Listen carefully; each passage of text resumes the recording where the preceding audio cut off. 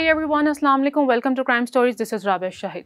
नाज़रीन, कहा जाता है कि बाप शफ़क़त की पहचान होता है, लेकिन लाहौर में एक ऐसा दिल दहला देने वाला वाक़या पेश आया जिसके बाद लफ्ज़ बाप के साथ संग दिल जैसे अल्फाज जोड़े जा रहे हैं। लाहौर में पेश आने वाला ये वाक़या आपके साथ शेयर करेंगे। हमारे साथ स्टूडियो में मौजूद हैं समा टीवी के क्राइम रिपोर्टर उमर याकूब साहब। जी उमर, अस्सलाम वालेकुम। वालेकुम सलाम रबिया। उमर, जैसे कि मैंने बात की कि बाप तो आपको तहफ़्फ़ुज़ फ़राहम करता है, ये क्या स्टोरी है? देखिए रबिया, एक अरसा हो गया मैं क्राइम स्टोरीज कवर करते हुए। तो कुछ स्टोरीज ऐसी होती हैं जो आपके जहन पर बड़े नक्श छोड़ जाती हैं, जिन्हें कवर करने के बाद आपको खुद इंटरनली दुख होता है। या तो ये वो स्टोरी है जिसे कवर करने जब मैं गया तो आप बिलीव नहीं करेंगे कि दिल भी रो रहा था और खुद भी दिल कर रहा था कि रो लें। ये वाक़या है लाहौर के बागबानपुरा के इलाके का, जी जहाँ एक शख्स ने उसकी अरेंज मैरिज होती है। वो मोटरसाइकिल के पार्ट्स बनाता है जी और घर के अंदर इसने कारखाना लगाया हुआ है। छोटा सा घर है, ऊपर वाले पोर्शन पर रहता है, नीचे कारखाना है। तो उसकी अरेंज मैरिज हुई। अरेंज मैरिज के बाद एक बेटा होता है और वो बेटा 3 साल का होता है। तो उसकी अपनी वाइफ के साथ अनबन होती है और इतनी ज़्यादा अनबन होती है कि अलहदगी हो जाती है। वो सेपरेशन के बाद वो दूसरी शादी कर लेता है। जो बेटा है वो वालदा साथ ले जाती है।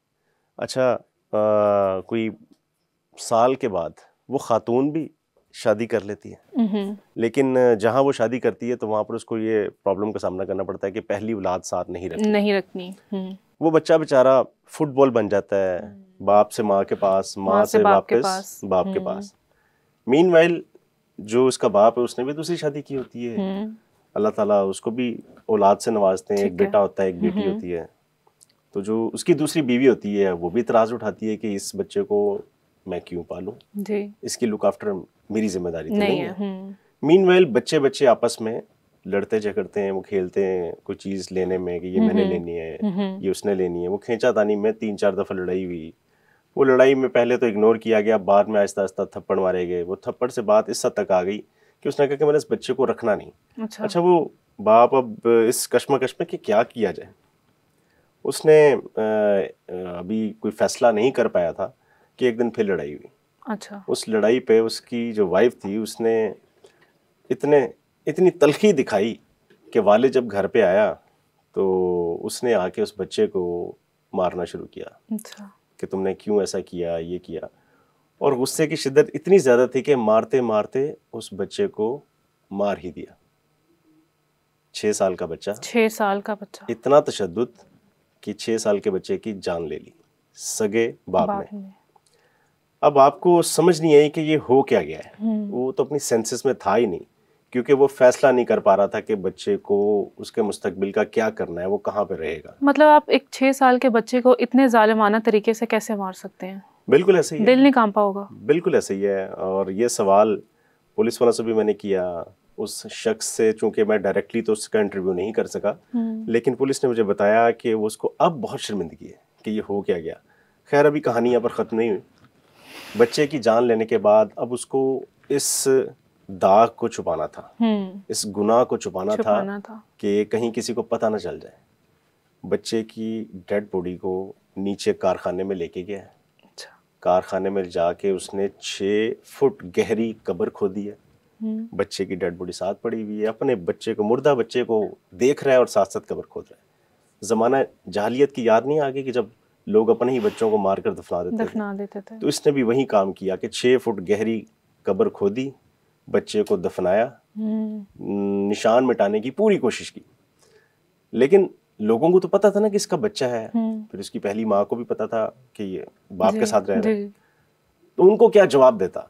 इसने फिर ये किया कि उसने अगले दिन 15 पे कॉल कर दी कि इसका बच्चा मदरसे गया था, वापस नहीं आया।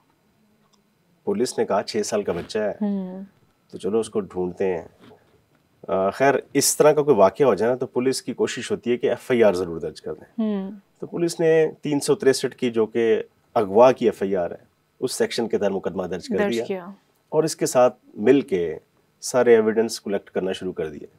बच्चे का मदरसा, वो गली मोहल्ला, वो सारे लोग, वो आहिस्ता आहिस्ता। अच्छा, 2 दिन गुजरे। तीसरे दिन इसके वालिद ने वो जो एक होता है ना कि बच्चे को ढूंढने में इंटरेस्ट, उसने शो करना कम कर दिया। पुलिस कहती है कि हमें ताजुब हुआ कि इसका बच्चा अगवा हो गया है और हम इसको कह रहे हैं कि चलाएं फलां जगह जाना है, वहां जाके चीजें चेक करनी है, तो ये कहता शाम को कर लेते हैं। शाम को फोन किया, कहता कल कर लेते हैं। अच्छा। कौन सा बाप है जो ये कहेगा कि डिले कर ले?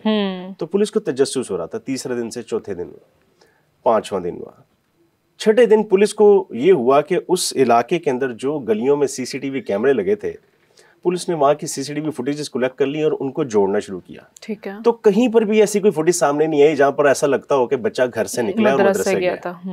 तो पुलिस ने फिर इसको पकड़ के बिठाया और फुटेज दिखाई कि ये टाइम है तुम्हारे घर से बच्चे का निकलने का जो तुम बता रहे हो, ये फुटेजेस हैं। वो अगर घर से निकला है तो इस गली में मुड़ेगा, यहाँ जाएगा, तुम छोड़ के आए हो ना, तुम बीच में नजर आ रहे हो ना, बच्चा नजर आ रहा है। तो ये सहम गया, इसको समझ आ गई कि अब आगे जवाब नहीं दिलाना। तो पुलिस ने फिर अपना रवायती तरीका अपनाया, 2-3 इसको लगाई हैं। अच्छा। ये सब बोल पड़ा कि बच्चा गलती से तशद्दुद के दौरान मारा गया। उन्होंने कहा फिर तुमने मार दिया तो डेड बॉडी कहाँ गई?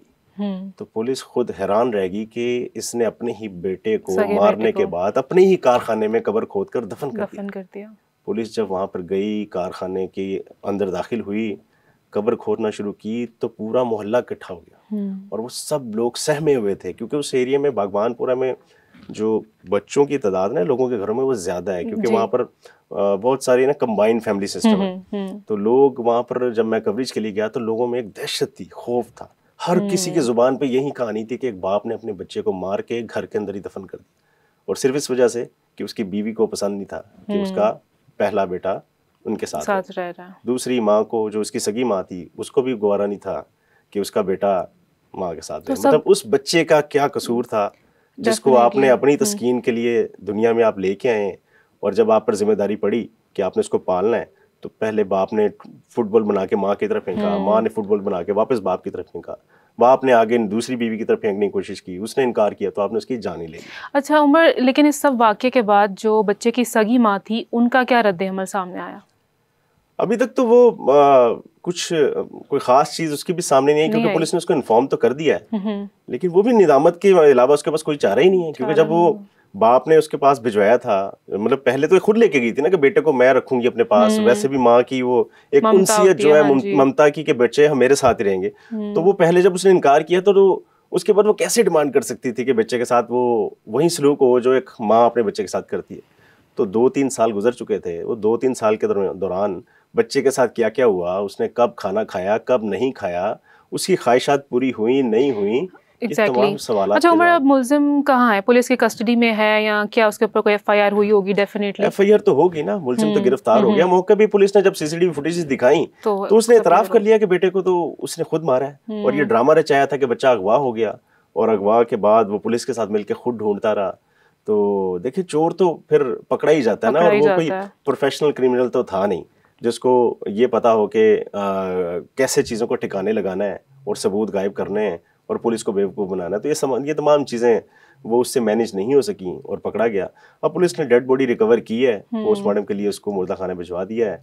मीनवाइल इससे इंटेरोगेशन मजीद चल रही है कि और क्या कहानियाँ हो सकती हैं। तो अभी तक जो चीज़ें सामने आई हैं वो यही कि सिर्फ जो उसकी दूसरी बीवी है उसको पसंद नहीं था कि इसकी पहली औलाद उसके साथ रहे, तो उसने अपने बच्चे पर तशद्दुद किया और उसकी जान ले ली। Well, thank you so much Umar for coming and sharing this story with us. और इसी के साथ लास्टली मैं इतना ही कहना चाहूँगी कि जब औलाद ही अपने बाप के साए के नीचे महफूज नहीं है तो फिर इस माशरे का क्या ही हो सकता है।